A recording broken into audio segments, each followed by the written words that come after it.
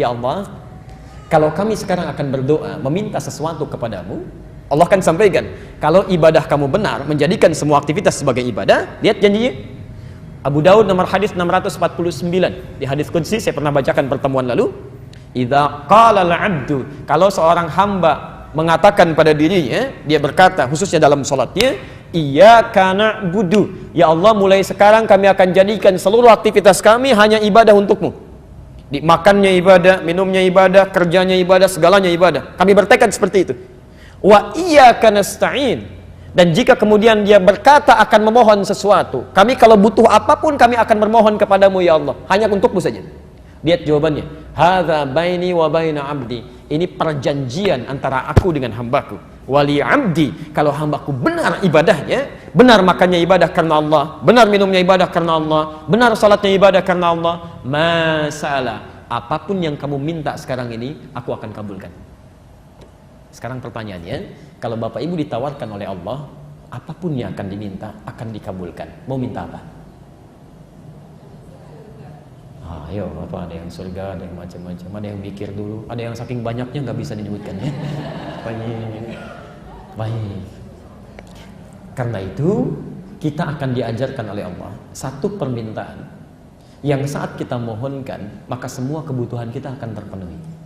Semua kebutuhan, bukan keinginan tapi kebutuhan. Karena Allah hanya mengabulkan apa yang dibutuhkan, bukan apa yang diinginkan. Maka kalimat itu kita ucapkan setiap hari minimal 17 kali. Setelah mengucapkan iyyaka na'budu wa iyyaka nasta'in, apa yang kita ucapkan? Ihdinas siratal mustaqim. Kalau benar mengucapkan kalimat itu, maka selesai seluruh kebutuhan yang kita perlukan di muka bumi ini. Persoalannya, ada orang membacakan ihdinas siratal mustaqim, tapi tetap kebutuhan belum terpenuhi, masalah belum tuntas. Apa yang keliru dalam ucapannya? Mungkin tidak paham dengan apa yang dia ucapkan. Untuk itulah materi hari ini kita akan lanjutkan dengan pembahasan bagaimana memahami ihdinas siratal mustaqim. Mohon izin saya hadirkan kitab ya untuk hari ini, untuk menguatkan argumentasi kita, sehingga nanti tidak ada dugaan ini mungkin pendapat Ustadz Adi saja ya. Jadi kita coba hadirkan beberapa kitab. Ini Tafsir Al-Wasit yang saya sampaikan dulu ya, karya Syekh Muhammad Tantawi Jauhari, Syekh Al-Azhar ya, sudah meninggal beliau dan termasuk pakar tafsir di dunia salah satunya. Alhamdulillah kami sempat langsung belajar langsung. Tahun 2006 saya belajar, dan langsung dengan beliau pulangnya diberikan hadiah kitab ini. Jadi kita bisa bacakan dengan kitab aslinya. Ini masih asli insyaallah, masih bahasa Arab ya. Baik, jadi kita coba bahas. Bismillahirrahmanirrahim. Baik, teman-teman sekalian, saya bacakan dulu, nanti kemudian kita tafsirkan pelan-pelan ya.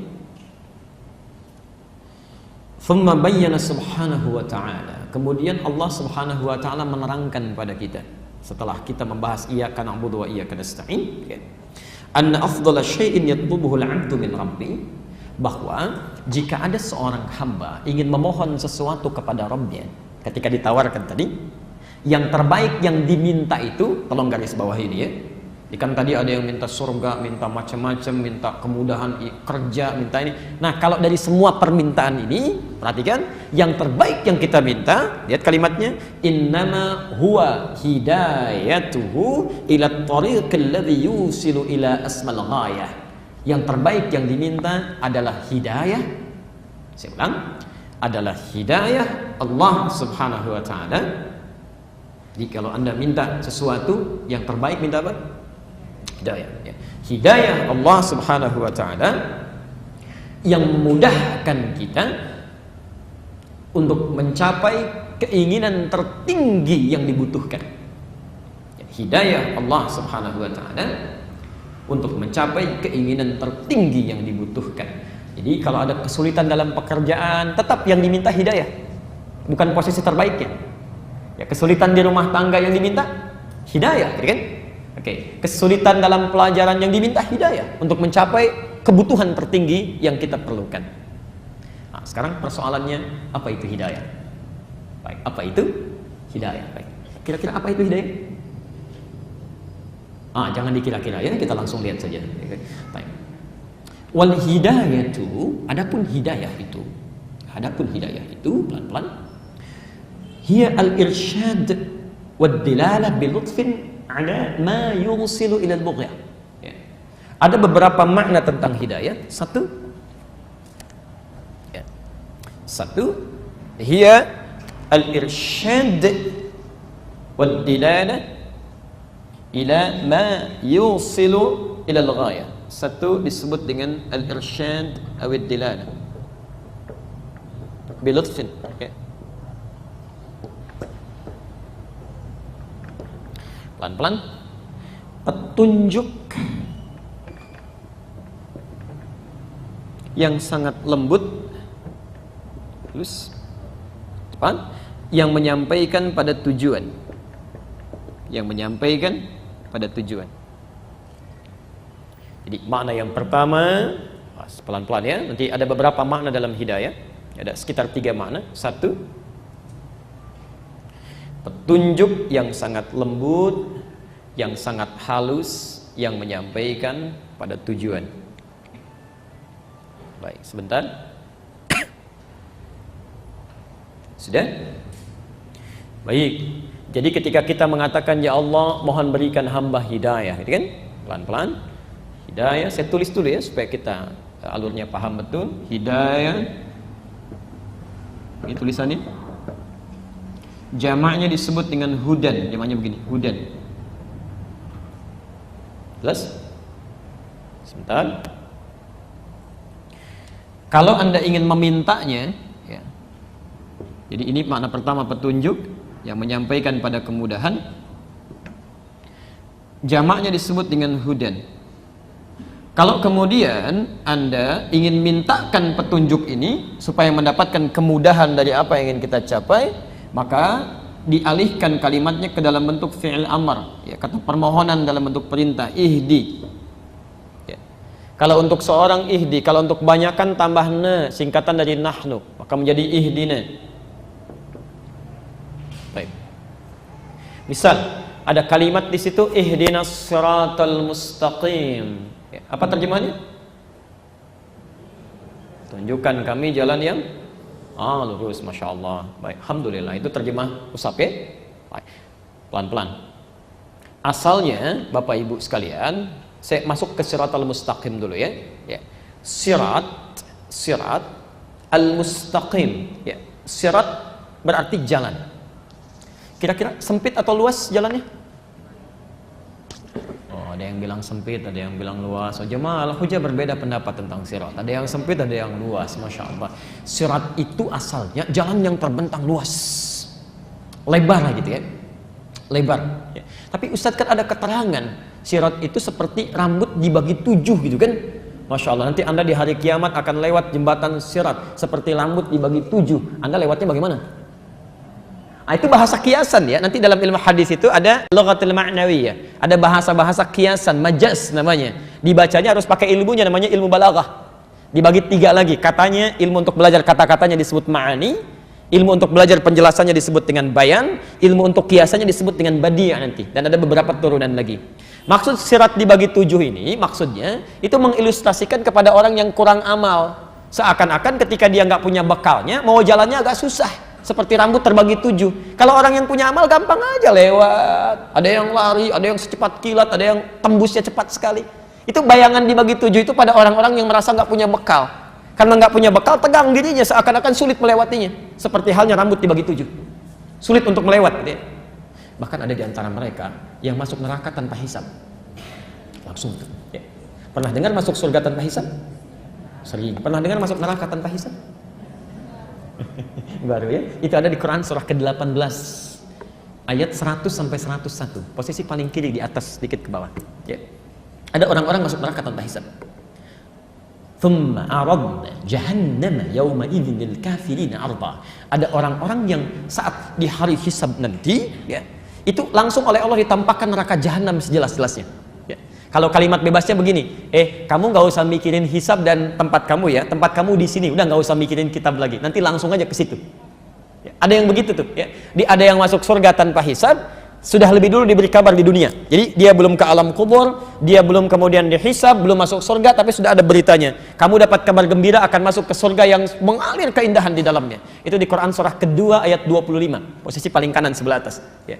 Tapi ada juga orang yang sebelum dia masuk ke dalam nerakanya, hisabnya kata Allah, kamu nggak usah mikir ya.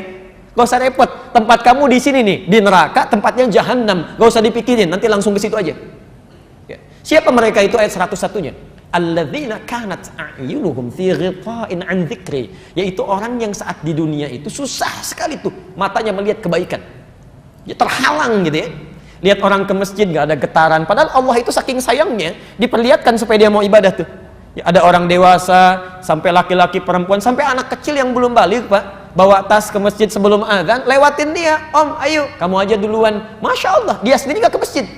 Ya. Di dalam pandangannya sudah diperlihatkan.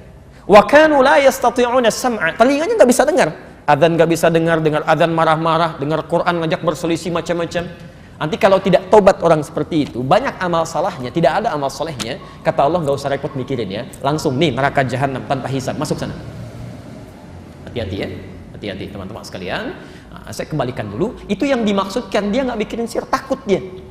Karena nggak punya bekal, ya. Awas, jangankan urusan akhirat, urusan dunia aja begitu. Ya. Ada penjahat misalnya kan, mohon maaf banyak kesalahannya. Dia lewat di kalangan orang-orang yang ramai itu malu itu, takut dia. Ya takut terlihat sesuatu, takut terdeteksi, apalagi urusan akhirat yang segalanya menegangkan. Hati-hati, makanya seakan terbelah menjadi 7. Asalnya siratul luas, panjang. Makanya orang-orang yang banyak bekal tenang aja, meninggalnya juga tenang. Dan panggilannya menenangkan. Quran surah 89 ayat 27 sampai 30 itu. Ya ayyatuhan nafsul mutmainnah. Hei jiwa yang tenang, karena tenang begitu pulang tenang aja, senyum gitu kan, pulang.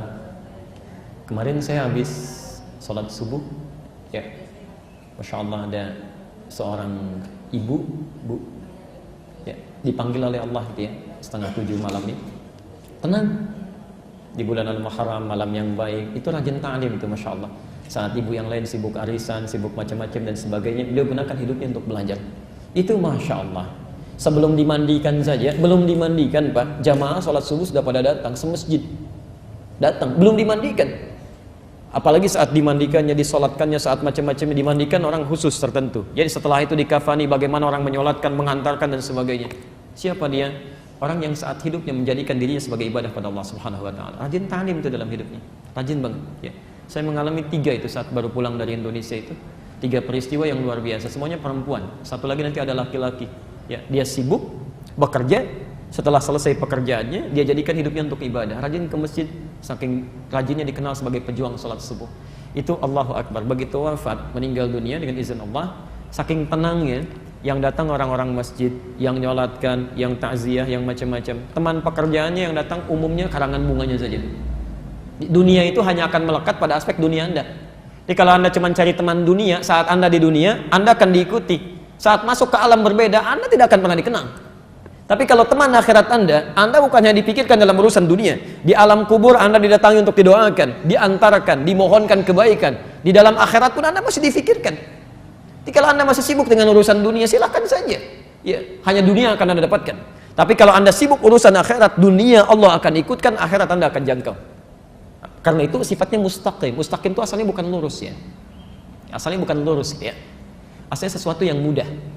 Ini ungkapan pada sesuatu yang mudah. Jadi kalau orang Arab menyebutkan jalan yang tidak banyak berliku, menghadirkan kemudahan, ini ada keistiqamah, bisa jalannya lurus. Ya. Dengan yang berliku-liku belok begini, kira-kira lebih cepat mana sampai ke tujuan? Yang lurus atau belok? Lurus. Mudah kan?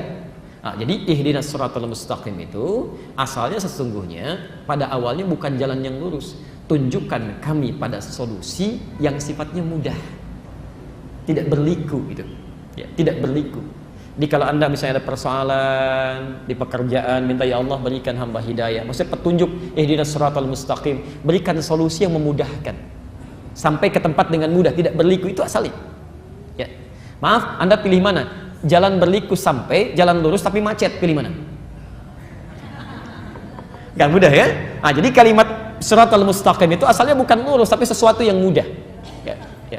Tapi terjemah itu masih bisa dipakai ya, umumnya saat haji atau umrah ya. Saya dulu tugas di Mekah tahun 2010, menerima jemaah pertama, ada sebagian yang kesasar gitu, masya Allah. Orang umrah tawafnya di Masjidil Haram, ini ada yang ke Mina gitu, masya Allah. Sebagian, ya Allahu a'lam, tapi kami jemput itu. Ya, ada sebagian yang nyasar, bingung dia, satu rombongan karena tidak paham bahasa Arab, ketemu dengan askar, minta petunjuk ke maktab, Askarnya nggak bisa bahasa Indonesia, tapi dia tidak kehilangan cara untuk bertanya. Dia ingat ayat tadi, dia buka gelangnya, Pak, ihdinas siratal mustaqim. Tunjukkan kami jalan yang lurus, dikasih gelangnya gitu ya. Askarnya nggak bisa bahasa Indonesia, jelaskan susah kan?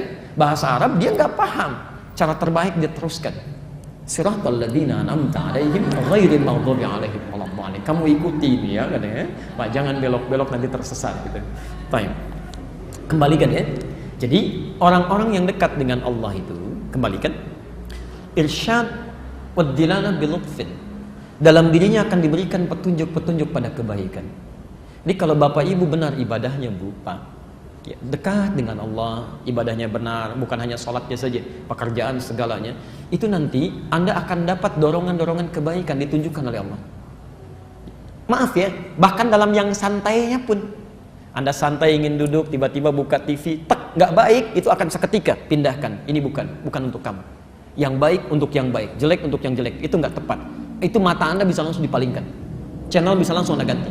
Itu yang disebut dengan hidayah. Ya, makna yang pertama, petunjuk yang halus yang mengarahkan Anda pada kebaikan. Anda mau belanja, lihat sesuatu yang diharamkan oleh Allah, nggak akan mikir lagi, sudah pindahkan, selesai. Ya. Anda mau baca sesuatu, lihat tayangan gambar yang tidak bagus, Anda akan pindahkan, nggak ada, dan nggak akan mikir. Oh, pandangan pertama masih ada kebaikan, selanjutnya itu yang dilarang, nggak akan. Begitu lihat videotron nggak bagus, pindahkan, selesai, sampaikan itu haram hukumnya, selesai. Jadi kalau Anda misalnya dekat dengan Allah, ibadahnya betul, itu akan ada selalu itu dorongan-dorongan gitu. Ya. Akan ada selalu. Ya. Baik, ini petunjuk. Petunjuk. Ya, disampaikan betul oleh Nabi SAW, termasuk isyarat-isyarat di Quran. Ya. Mohon izin ya, apalagi orang-orang yang rajin tahajud. Saya berikan nasihat untuk saya pribadi dan kita semua, selama kita masih mampu, jangan tinggalkan tahajud.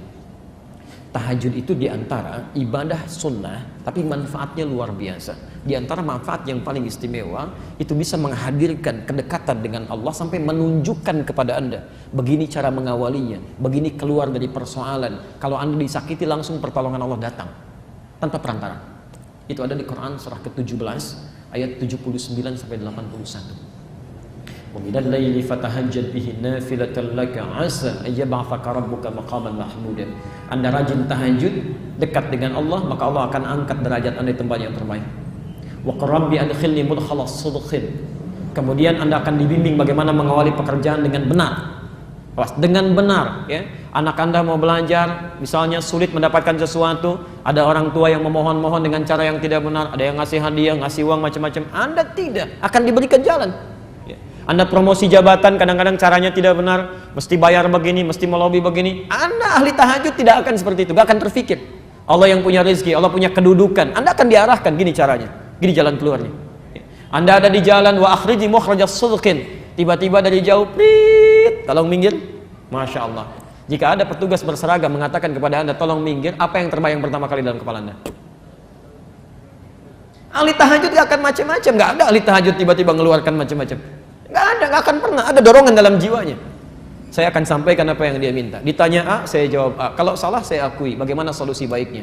Ya, kalau benar, saya akan sampaikan. Allah akan berikan solusi. Nah, itu yang benar. Ya.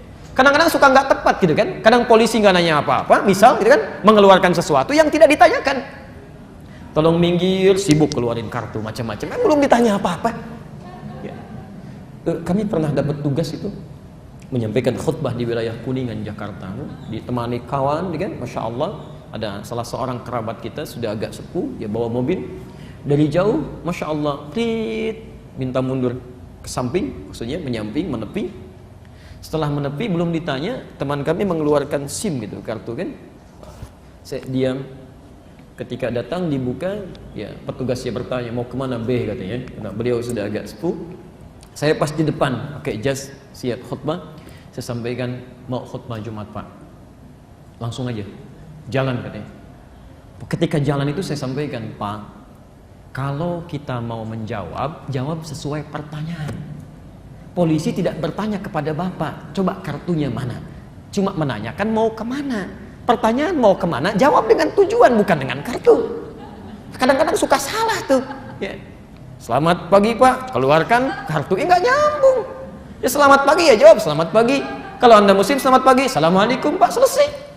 Ya, ditanya kalau Anda salah, akui, minta maaf, selesai. Kalau Anda benar, sampaikan. Masih banyak orang-orang baik dalam kehidupan ini. Kami ngajar di Mabes, di Polda, itu orang-orang baik itu luar biasa, Masya Allah. Ya, yang ta'lim, yang segala itu, Masya Allah. Gitu ya. Jangan diarahkan orang baik ini, diberi peluang pada yang buruk, itu keliru. Jelas ya?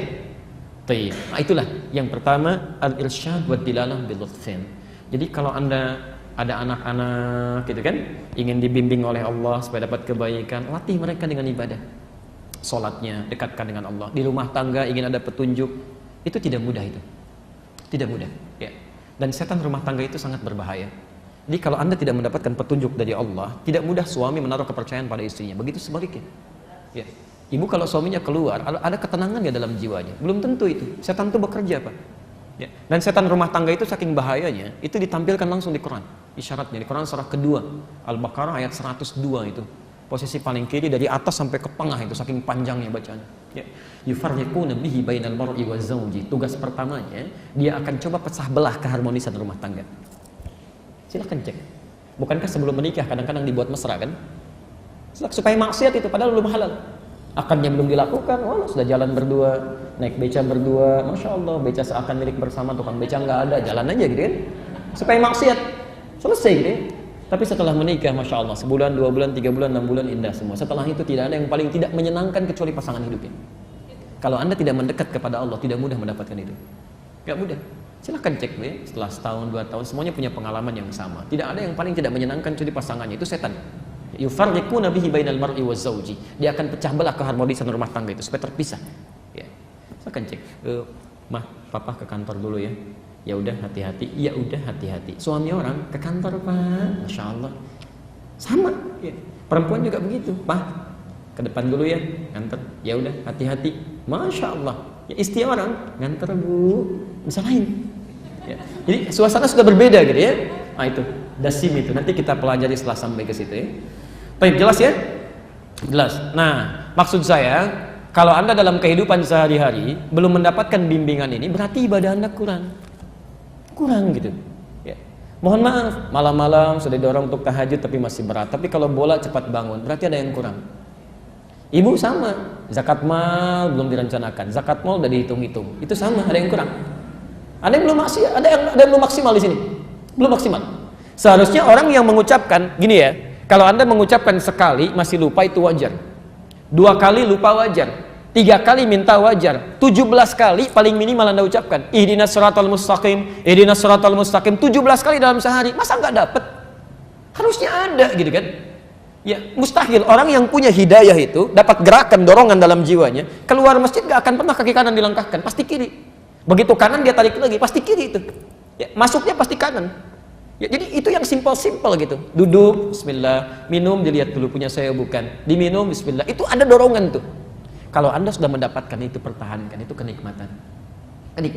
Dan nanti tingkatan godaannya semakin tinggi lagi. Ya. Jelas pada yang pertama? Oke, baik. Yang kedua, jadi kita sampai solusi ya, bukan cuman persoalan. Jadi di sini diartikan petunjuk yang halus pada capaian kebaikan. Maksudnya kalau Anda ingin dapat petunjuk itu, tingkatkan ibadah. Ya, nanti akan ada dorongan-dorongan dalam jiwa kita. Ya. Baik. Bismillah. Wa tusnadul hidayatu ila Allah wa ila Nabi sallallahu alaihi wasallam wa ila Al-Qur'an. Baik, petunjuk-petunjuk tadi yang bisa Anda raih itu lewat ibadah, bisa Anda dapatkan caranya yang disandingkan kepada Allah Subhanahu wa taala. Misal, Anda ingin dapatkan petunjuk dari Allah, kemudahan-kemudahan tadi ya, ada dorongan kebaikan dan sebagainya.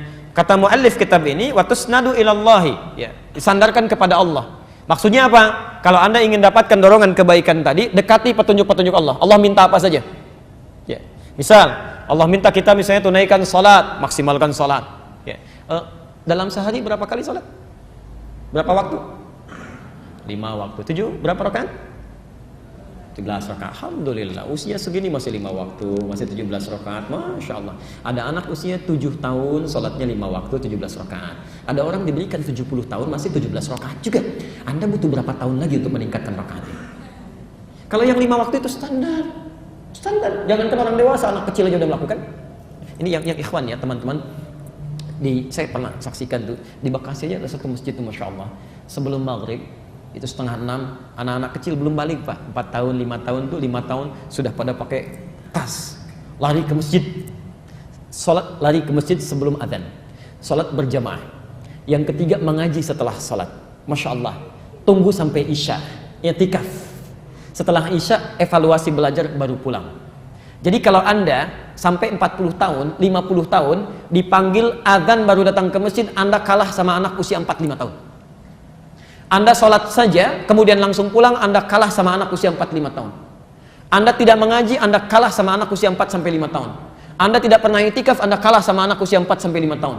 Anda selepas isya tidak pernah evaluasi diri, Anda kalah sama anak usia 4-5 tahun. Dan beritanya anak 4-5 tahun itu belum dihisab oleh Allah Subhanahu wa Ta'ala. Jadi kalau yang belum dihisab saja sudah serius dengan amalannya, maka kita yang dihisab harus lebih serius lagi. Maksimal gitu kan. Dekati Allah lewat petunjuknya. Maksimalkan. Nah, keluarkan kalimat sholat di Quran kan bentuknya jama itu. Jama tulisannya. Kalimat sholat pertama Al-Baqarah ayat 3 itu kan. Nanti kita pelajari. Alladzina yu'minuna bil ghaib wa yuqimunas shalah. Kalimat as-salatnya alif, lam, shad, lam, waw, ta. Di atas waw ada alif, ta-nya tertutup. Itu bentuk tulisan berbentuk jama tapi bisa dibaca dengan mufrad. Ya. Kalau Anda ingin buka lagi lebih luas, ta-nya terbuka. Al-Baqarah 238, posisi paling kanan sebelah atas. Hafidhu ala sholawat, bentuk jama'. Jama' itu 1 atau 2? Banyak. Jadi rumusnya begini, kalau Anda ingin mendapatkan kedekatan dari Allah, misal ambil sholat 1, sholat, keluarkan semua jenis sholat jama' dalam Al-Quran dan Sunnah. Keluarkan, ada apa saja? Ada tahajud kan, sholat sunnahnya, ada sholat duha, ada syuruk, ada rawatib. Rawatib berapa rakaat? Tahu dari mana? At-Tirmidzi nomor hadis 586 kan, dari Ummu Habibah, 12 rakaat. Ya, man shalla 12 raka'atan, siapa yang salat 12 rakaat fi yaumin wa lailatin, yang mengiringi salat fardunya siang sampai malam. Arba'an qabla dhuhri, 4 rakaat sebelum zuhur. Raka'ataini ba'daha, 2 rakaat setelahnya. Ya, raka'ataini ba'da al-maghrib, 2 rakaat setelah maghrib. Raka'ataini ba'da al-isya, 2 rakaat setelah isya. Wa raka'ataini qabla subhi, 2 rakaat sebelum subuh. Tapi ada yang belum banyak tahu ya. Kalau tidak sempat yang sebelum zuhur 4 rakaat, itu dari hadis Ibnu Umar, Al-Bukhari nomor hadis 812, itu cukupkan dengan 2, boleh. Misal Anda tidak sempat nih ya, sudah 2 menit lagi mau qomat, ya cukupnya untuk 2 rakaat, jangan paksakan 4, itu boleh 2. Dari Ibnu Umar, hafidtu min Rasulillahi sallallahu alaihi wasallam 10 rakaat. Saya hafal dari Rasulullah sallallahu alaihi wasallam 10 rakaat. Ya, raka'ataini qabla dhuhri, 2 rakaat sebelum zuhur. Jadi ada 2 hadis. Al-Bukhari nomor hadis 812. Jadi kalau nggak bisa 4 rakaatnya, cukupkan dengan 2 rakaat. Ya, jangan dipaksakan. Oh, ada 2 menit nih, tiba-tiba Masya Allah, sholatnya cepat luar biasa gitu kan. Untuk ngejar 4 rakaat itu tidak tepat. Ya, tidak tepat ya. Jelas di sini ya? Ayo maksimalkan, keluarkan. Semakin Anda tingkatkan hubungan dengan Allah, sholat, keluarkan, baca Quran, tambah. Nah, yang ini, itu akan cepat nanti masuknya. Ada bimbingan-bimbingan dari perkataan kita, langkah kita, pandangan kita. Jadi pertama, tusnadu ilallahi subhanahu wa ta'ala. Disandingkan dengan Allah, artinya keluarkan petunjuk dari Allah. Ya. Yang kedua, wa tusnadu ilan nabi sallallahu alaihi wasallam. Hidayah ini pun disandarkan kepada Nabi sallallahu alaihi wasallam.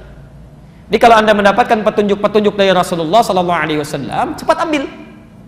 Cepat ambil. Karena dengan mengambil petunjuk Nabi, kita praktekkan dalam hidup, itu menghadirkan bimbingan dalam kehidupan kita. Hidayah datang. Ya, misal ada cara minum yang baik menurut Adam. Ada cara minum yang baik menurut Rasulullah sallallahu alaihi wasallam. Sepanjang Nabi memberikan bimbingan cara terbaik, cara Nabi ambil, yang lain tinggalkan. Jelas ya? Ada bangun tidur misalnya, cara baik menurut kesehatan, cara baik menurut Nabi, yang dari Nabi itu pasti yang terbaik. Selain menghadirkan pola kebaikan untuk fisik kita, itu pasti menghadirkan hidayah dalam kebaikan kita. Jelas ya? Jadi sepanjang ada petunjuk dari Nabi, cepat ambil. Ya, bukan hanya untuk ibadah saja ya, bukan hanya sholat, bukan hanya macam-macam. Dari jalan, dari melihat, dari bertutur, dari baca, dari minum, sepanjang ada dari Nabi, keluarkan. Ya, dan semuanya ada. Ya. Ayat di Qurannya, Quran surah 59, ayat ke-7, akhir ayat ke-7, posisi paling kanan agak ke bawah sedikit. Wa ma atakumur rasulu fakhudhu. Dan semua yang pernah dibawa oleh Nabi pada kita, cepat ambil, itu yang terbaik. Ya. Bahasanya ma itu ismun mausulun yadullu 'alal 'aliyah. Ya. Kata penjelas objek sambung yang menunjukkan pada hal tanpa batas. Ya, jadi kalau Anda ingin meniru Nabi, jangan cuma sholatnya bagus, tapi yang lainnya tidak. Ya, Masya Allah, salatnya sesuai dengan sifat salat Nabi, tapi lisannya nggak seperti Nabi. Ya, senang celak sini, celak sana, macam-macam dan sebagainya. Pandangannya nggak seperti Nabi, semua dilihat, gitu kan? Kakinya nggak semua seperti Nabi, semua disinggahi. Nggak begitu. Ini semua dari Nabi, jangan dipisah-pisah. Ya. Tapi apa yang bisa diambil dari Nabi? Quran surah ke-33 ayat 21. Ya, sabar sedikit ya. Jadi kita coba kupas sehingga bahasan kita tidak menghadirkan satu celah atau kebocoran. Ya. Genteng bocor aja kan bermasalah gitu ya. Nah, apalagi kalau hadisnya bocor, itu kan bermasalah. Ya. Baik. Kemarin saya jalan ke satu tempat, tiba-tiba hujan. Ada orang berkata, aduh langit bocor. Masya Allah langit bocor. Karena istilah itu suka macam-macam gitu ya. Allahu Akbar. Baik. Laqad kana lakum fi Rasulillahi uswatun hasanah. Oke. Lihat sini ya, saya ajarkan sedikit ilmu qiraat ya. Saya dulu sudah pernah terangkan ini, singkat. Saya boleh hapus dulu ini? Alhamdulillah. Seperti biasa ya, datang sendiri, terangkan sendiri, tulis sendiri, hapus sendiri ya. Lengkaplah. Anda tinggal datang aja. Oke. Uswatun hasanah. Uswah hasanah. Sekarang perhatikan, saya berikan ilmu qiraat sebentar. Kata uswah dalam riwayat Hafs dari Asim, ini bisa dibaca juga dengan iswah. Ya, riwayat Qal atau Warsh dari Nafi'. Laqad kana lakum fi Rasulillahi uswatun hasanah. Ini bisa juga iswatun hasanah, iswah. Uswah atau iswah itu artinya keteladanan yang meluas sifatnya. Meluas. Ya. Jadi maksudnya begini, kalau Anda mengambil kebaikan dari situ, maka Anda pun otomatis akan jadi teladan. Kalau cuma keteladanan yang sifatnya terbatas, tidak meluas, itu disebut dengan qudwah. Ya, qudwah hasanah. Ya. Anda jadi teladan, tapi dari Anda saja yang belajar pada Anda tidak menjadi teladan misal. Jelas ya?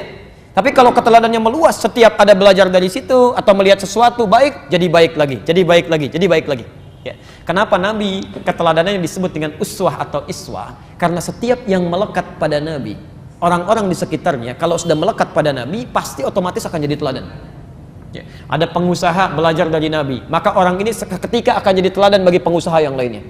Ada dosen, misalnya ustadz, belajar pada Nabi, maka orang ini akan membawa kepribadian Nabi yang jadi teladan lagi.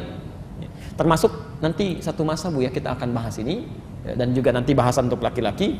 Kenapa Nabi diizinkan menikah dengan lebih dari 4 perempuan? Lebih, kenapa? Karena seluruh istri-istri Nabi itu dipilihkan oleh Allah, ditetapkan karena mewakili seluruh karakter perempuan di muka bumi ini. Ibu nanti kalau pelajari istri-istri Nabi, ibu akan temukan ya, di karakter perempuan di muka bumi ini Pak akan terwakili di situ. Dari mulai Sayyidah Khadijah, dari Saudah, dari Aisyah, Maimunah, Ummu Habibah, itu nanti ibu akan tahu ada ibu mirip-mirip ke situ itu karakternya. Bukan wajahnya ya, tapi mirip-mirip karakternya. Nanti dari yang paling perhitungan Pak sampai yang paling cemburuan itu ada. Sebelum menikah dengan Nabi, tapi ketika menikah dengan Nabi, cemburunya jadi ibadah. Kalau si fulana bisa tahajud, saya pun harus bisa. Ya, hitungan tadinya uang belanja, sekarang dari satu kurma bagaimana jadi ibadah. Ya, coba ibu pelajari itu ya, ambil materinya. Kami ada materi tentang pesona istri-istri Rasulullah SAW. Ya, nanti Anda bisa dapatkan itu. Bagaimana Sayyidah Khadijah, Masya Allah Pak. Khadijah itu diantara keutamaannya. Al-Bukhari nomor hadis yang keempat. Kalau di kitab aslinya Al-Bukhari yang warna merah terbitan Darul Hadis halaman ke-12 ya, posisi paling kanan sebelah bawah hadis nomor yang keempat sampai ke sampingnya lagi.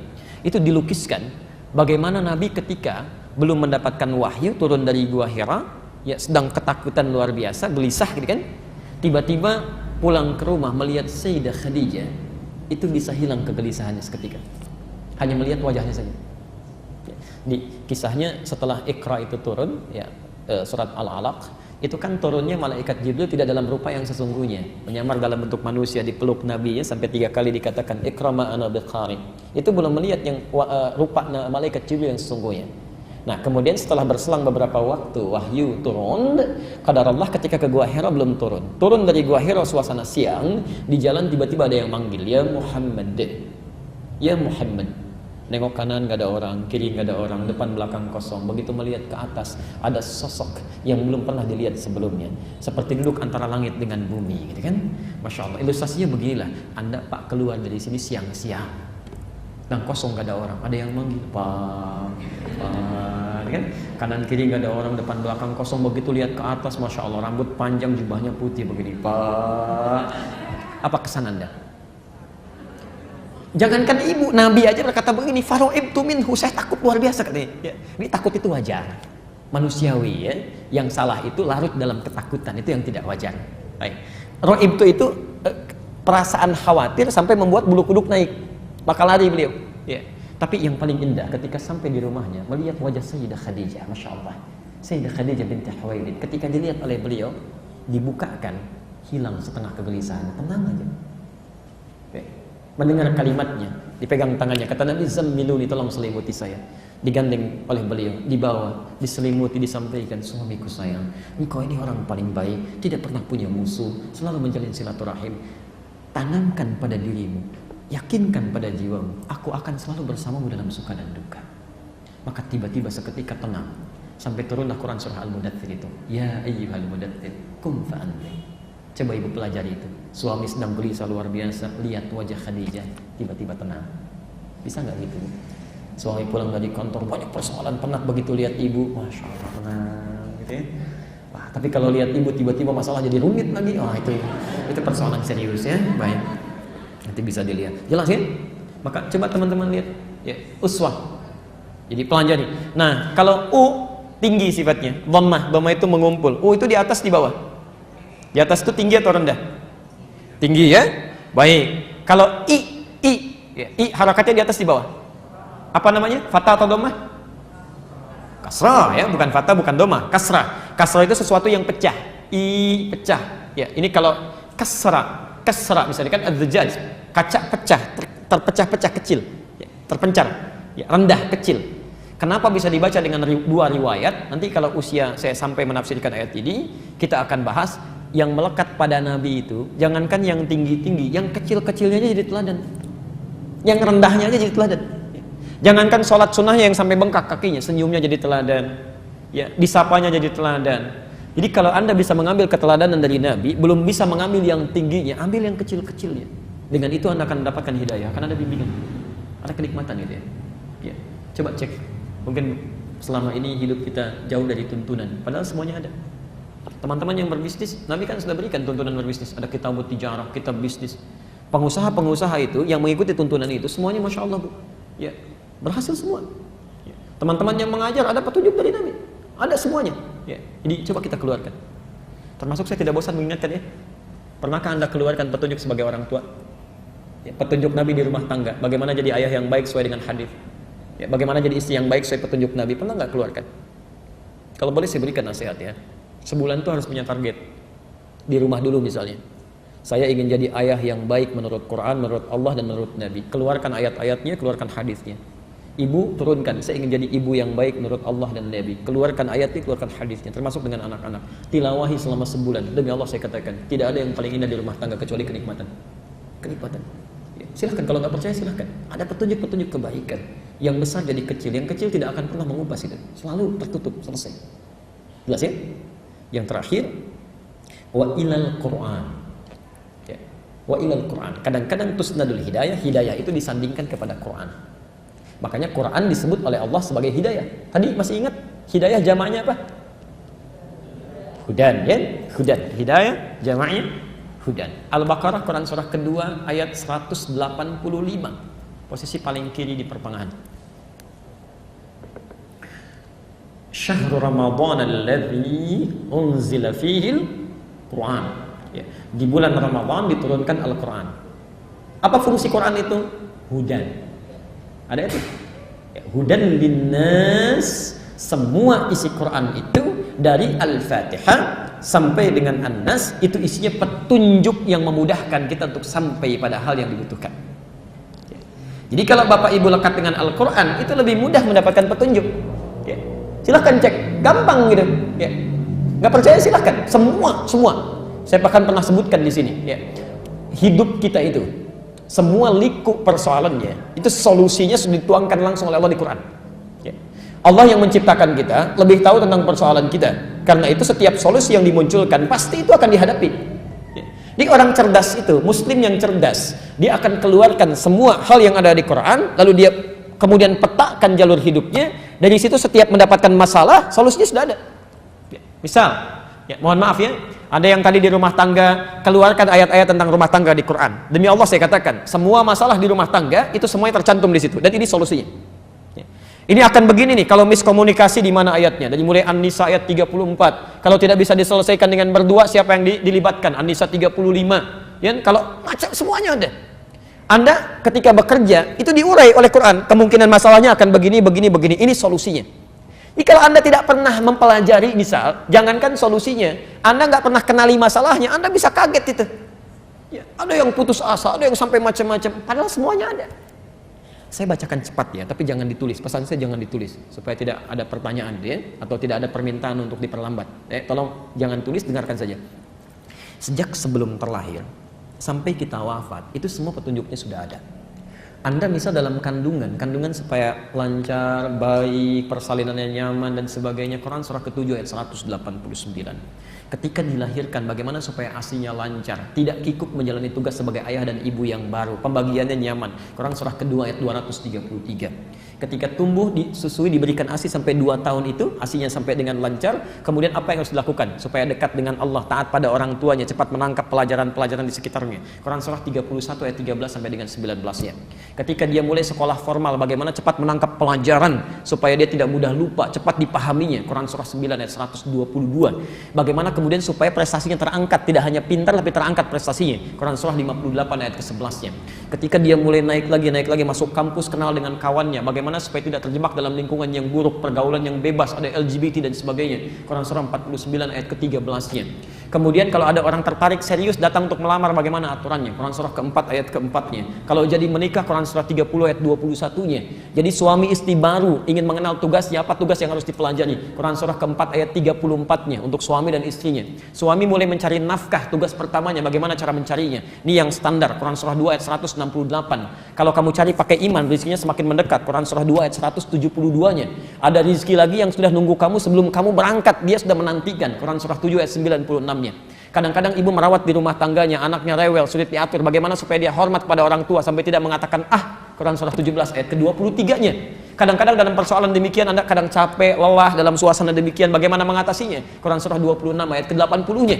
Atau Anda terkena dengan penyakit, yang sudah dokter mengatakan ini nggak mungkin nih solusinya, mereka give up, tangannya hand up, apa yang dilakukan? Quran surah 21 ayat 83 sampai 84-nya. Anda di kantor kadang-kadang ada yang usil Pak, ingin menyudutkan Anda, menyingkirkan Anda, menyungkurkan Anda. Sehebat apa mereka berkuasa, tidak ada yang bisa menahan kuasa Allah. Quran surah 17 ayat 79 sampai 81. Sampai Anda mendapatkan teror luar biasa, membuat dada Anda sesak, kemudian mata Anda menjadi gelap, ingin keluar dari situ, ada solusinya. Quran surah ke-21 ayat 87 sampai dengan 88-nya. Anda berumah tangga belum ada keturunannya, sudah mohon sana sini sudah nggak bisa juga, ada solusinya. Quran surah 3 ayat 38 sampai 39-nya. Quran surah 19 ayat 3 sampai dengan ayat 10-nya. Sampai Anda muncul lagi, usia 40 tahun orang tuanya masih ada, alhamdulillah. Kemudian ingin berbakti kepada keduanya, bagaimana cara membalasnya? Nggak mungkin, tapi Anda bisa lakukan. Quran surah ke-46 ayat 15-nya. Sampai semakin nyaman Anda terpikir, ya Allah, apakah saya akan hidup selamanya? Tidak, kamu pasti akan didatangi oleh maut. Quran surah ketiga ayat 185-nya. Ya Allah, bagaimana cara datang maut kepada saya? Persiapkan saja amal saleh. Dengan itu kamu akan dipanggil dalam keadaan yang tenang. Quran surah ke-89 ayat 27 sampai 30-nya. Tapi kalau kamu ingin sedikit menegangkan, silahkan lakukan amal salah. Maka kamu akan dipanggil oleh malaikat maut dengan Quran surah ke-8 ayat 50-nya. Sedikit menegangkan sampai dipukulin malaikat, kan? Ya Allah, bagaimana suasana alam kubur? Saya di malam pertama dunia sering belajar. Malam pertama alam kubur bagaimana? Oh boleh, kalau ingin nikmat, Quran surah ketiga ayat 169 sampai 171-nya. Bagaimana hisabnya ya Allah? Jangan dipikirkan. Ada orang ahli surga tanpa hisab. Quran surah kedua ayat 25. Ada yang melihat Allah. Quran surah 75 ayat 22 sampai 23. Ada orang masuk neraka tanpa hisab. Quran surah ke-18 ayat 100 sampai dengan 101. Ya Allah, bagaimana suasananya nanti di akhirat nanti? Kamu jangan pikirkan, kamu akan nyaman, tenang. Ada banyak surga yang bisa kamu dapatkan. Ada surga yang Masya Allah dengan Nabi SAW. Kalau kamu cinta dengan Allah, ikuti sunnahnya. Quran surah 3 ayat 31. Ada yang surganya itu taman surga, semua diberikan oleh Allah tanpa perantara. Quran surah 51 ayat 15 sampai dengan 23-nya.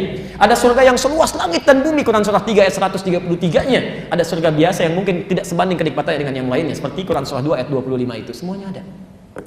Ada semua. Cuma persoalannya kita tidak pernah hadirkan. Jadi kalau Anda hadirkan dalam kehidupan, ada semua Pak. Tentang masjid juga diatur. Apa yang harus dilakukan di masjid, kalau ta'lim bagaimana, kalau salat bagaimana, ada semuanya. Kalimat masjid pertama Quran surah kedua ayat 114. Apa yang dikerjakan Quran surah ke-9 ayat 18. Ya, ada semuanya. Kita nggak lakukan gitu kan. Ya, kalau saya ingin mencari Allah bagaimana? Quran surah kedua ayat 186. Ya, kalau ingin saya berdoa di tempat yang mana? Kalau di rumah bikin mihrab, Quran surah ke-3 ayat ke-37. Kalau Anda bisa bikin lebih luas, bikin musalla, Quran surah kedua ayat 124. Ada semuanya gitu kan. Kenapa nggak Anda hadirkan?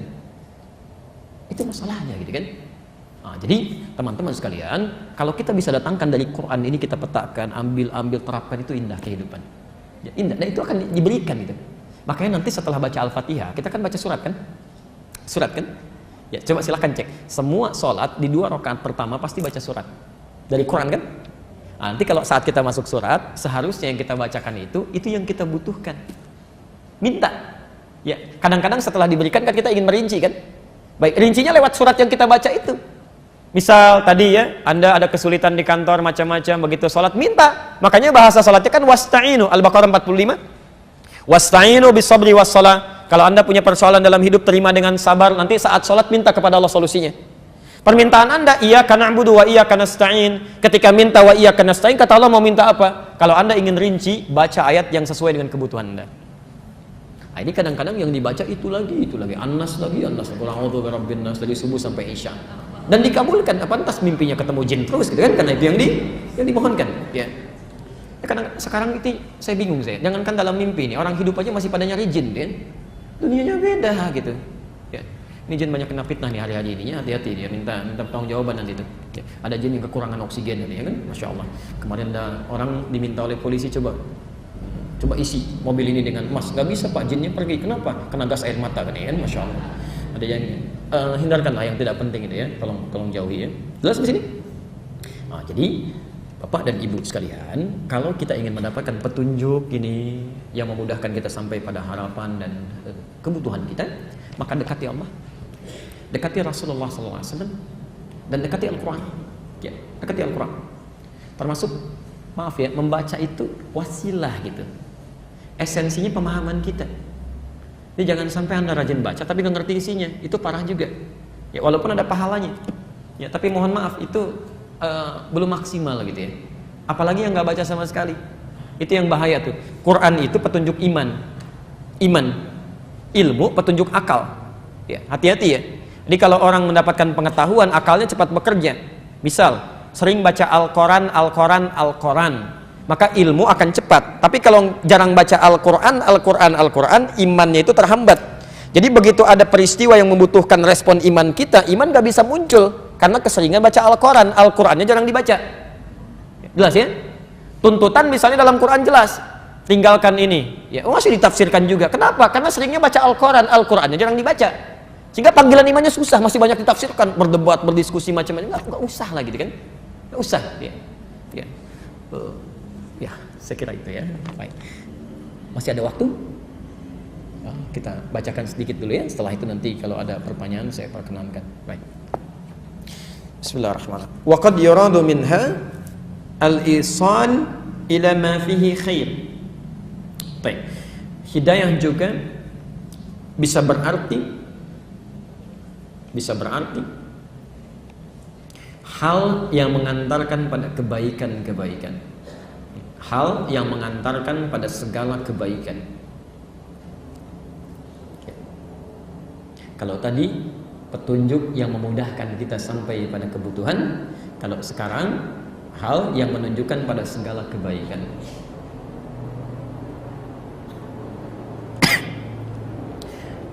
Baik, teman-teman sekalian, masih ingat tadi hidayah disandarkan pada siapa saja?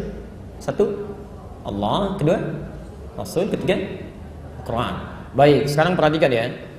Makna kedua ini, kalau disebutkan hal yang menunjukkan kepada kebaikan, diartikan dengan hidayah, maka kebaikan yang dimaksud itu baik menurut Allah, baik menurut Rasul, baik menurut Al-Quran. Jelas ya? Ingat, ini penting pemahaman kita, karena yang baik menurut kita belum tentu baik menurut Allah. Jelas ya?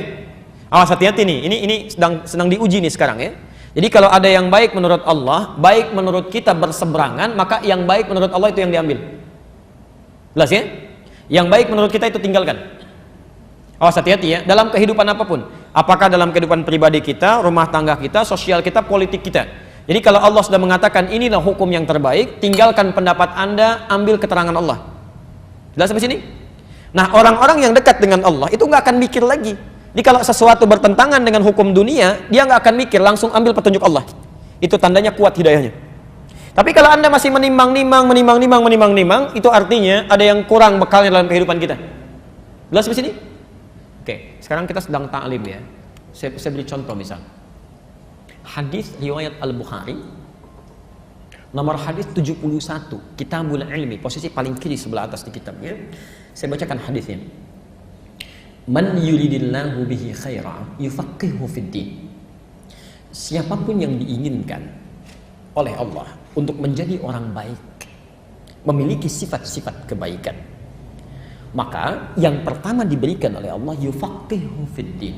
Dia akan dibimbing, diringankan langkahnya untuk mempelajari agamanya. Untuk memahami, bahasanya fikih. Fikih itu paham ya. Mohon izin. Jadi kalau orang diinginkan oleh Allah menjadi baik, ternyata yang diberikan pertama kali bukan dunia. Mohon maaf, kalau Anda mengalami peningkatan dunia, materi, harta benda meningkat, saat yang bersamaan Anda tidak mengerti tentang agama Anda bukan orang baik menurut Allah. Belum. Anda meningkat kedudukan, promosi jabatan, tapi belum paham dengan tuntunan, belum yang tahu mana yang benar diikuti, yang salah yang harus tinggalkan, Anda belum jadi orang baik. Nah, saat Allah menginginkan seseorang menjadi baik, yang pertama diberikan bukan dunia, dibimbing ia untuk memahami ajaran agamanya. Berbahagialah saat kita berada di sini, yang belum tentu didapatkan oleh semua orang, gitu kan? Anda diringankan langkahnya, ditempatkan di sini, langsung diundang ke rumah Allah, bukan di tempat biasa. Itu tandanya Allah sudah menginginkan kita berubah jadi orang baik. Ya, maka nikmati itu, dapatkan. Tapi yang paling menarik begini, taklim yang dimaksud tidak semua taklim itu baik. Dalam bahasa hadisnya yufaqihu, yang bisa memahamkan Anda tentang agama. Jadi tidak semua taklim bisa jadi baik. Kalau Anda misalnya menghadiri majelis taklim, datang belajar, tapi membuat Anda tidak dekat dengan Allah, materinya tidak memahamkan Anda tentang agama, itu pun bukan taklim yang baik. Jelas ya? Ya. Anda belajar misalnya kan, tiba-tiba maaf, ada ketawa yang tidak jelas, isi yang kejauh kemana tidak berkaitan, gitu kan? Hal-hal yang tidak mendekatkan diri Anda dengan Allah, itu bukan taklim yang baik. Jadi ukuran kebaikan yang mendapatkan hidayah itu adalah orang-orang yang menyertakan kebaikan itu sesuai dengan ketentuan Allah. Jadi tidak semua orang ikut taklim aja jadi baik menurut Allah, belum tentu. Ya kecuali kalau taklim yang diikuti mendekatkan diri dia dengan Allah. Jelas ya? Baik, karena itu coba cek. Kalau Anda dalam keseharian masih lekat dengan panggilan dunia, petunjuk Allah belum diambil, ada yang kurang dalam ibadahnya. Teman-teman dalam Jumatan, ya. Saat Anda sibuk dengan pekerjaan, ada proyek miliaran, ada panggilan Jumat, mana yang didahulukan? Kalau Anda simpan dulu cepat, respon itu seruan Jumat, iman Anda bagus. Petunjuk pada kebaikan menurut Allah. Tapi kalau Anda abai-abaikan sholat, yang fardu kadang disimpan, dunia dikejar-kejar, Allahu Akbar, itu berarti belum ada hidayah ilal khair. Belum kuat itu. Ya. Ibu sedang belanja di mall, tiba-tiba adzan, Allahu Akbar, sholat dulu atau teruskan transaksi. Alhamdulillah. Begitu mau sholat dulu, tiba-tiba berbunyi lagi panggilannya. Diskonnya naik 90%, apa yang dilakukan? Nah, itu ujiannya di situ ya. Baik. Jelas di sini? Baik. Saya baru bacakan 2 kalimat, ya kita simpan dulu ya sampai sini karena sekarang asarnya alhamdulillah agak lebih cepat ya. Tinggal 6 menit lagi ya. Saya bacakan ini dulu ya. Kita baru ambil 2 makna kan?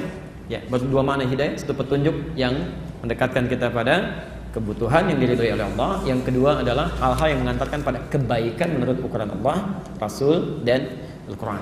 Nanti ada makna yang lainnya kita akan pelajari pada kesempatan yang akan datang ya.